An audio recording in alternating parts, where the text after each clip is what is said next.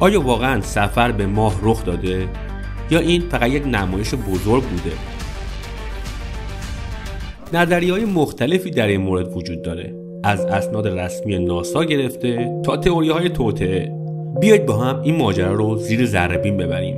مأموریت آپولو 11 در 20 جولای 1969 نیل آرمسترانگ و باز آلدرین به عنوان اولین انسان‌ها بر سطح ماه قدم گذاشتند. ناسا با پخش زنده این رویداد تاریخی جهان رو شگفت‌زده کرد. آرمسترانگ جمله معروفش رو گفت: It's one small step for man, one giant leap for mankind. اما برخی معتقدند که این داستان ساختگی بوده و هیچ انسانی روی ماه قدم نگذاشته. برای اثبات اینکه آپولو 11 واقعا روی ماه فرود اومده، ناسا چندین مدرک ارائه داده. یکیش سنگ‌های ماهه.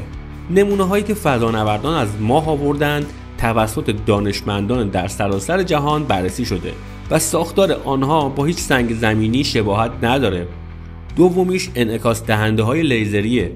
فضانوردان آینه‌هایی روی سطح ماه قرار دادن که هنوز هم دانشمندان با استفاده از اونها میتونن فاصله زمین تا ماه رو اندازه‌گیری کنن. مدرک دیگه هم هزاران عکس و فیلمیه که ناسا از سطح ماه منتشر کرده. در مقابل گروهی هستن که این شواهد رو نقض میکنن. طرفداران تئوری‌های توطئه با وجود این شواهد معتقدن که سفر به ماه هرگز اتفاق نیفتاده و فقط یک نمایش هالیوودی بوده. برخی از استدلال‌هاشون رو با هم بررسی میکنیم. اولیش پرچم آمریکاست.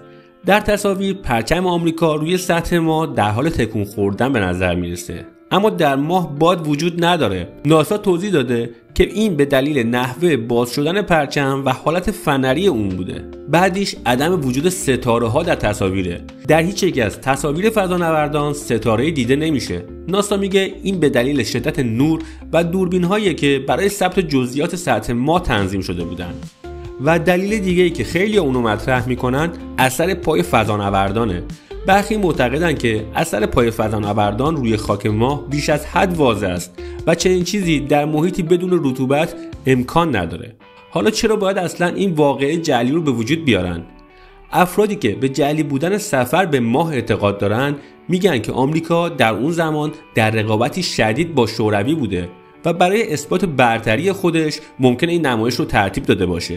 همچنین برخی مهندسان و متخصصان فضایی معتقدند که تکنولوژی اون زمان برای سفر موفقیت آمیز به ماه کافی نبوده. آیا سفر به ماه تکرار شده؟ پس از آپولو 11 مأموریت‌های دیگری هم به ماه انجام شد، از جمله آپولو 12، 14، 15، 16 و 17. اما از دهه 1970 تا کنون انسان دیگری روی ماه قدم نگذاشته است. برخی میپرسند که اگر سفر به ماه اینقدر آسون بوده چرا دیگه تکرار نشده؟ اما ناسا اعلام کرده که مأموریت‌های جدیدی مانند برنامه آرتمیس برای بازگشت به ماه در حال برنامه‌ریزیه. نکته که قابل تأمل اینه که بدونیم چند نفر در این پروژه مشارکت داشتند.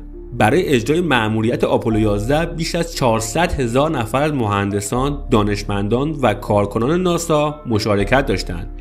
این شامل فضانوردان، تکنسین‌های کنترل مأموریت، طراحان موشک و هزاران متخصص دیگر میشد.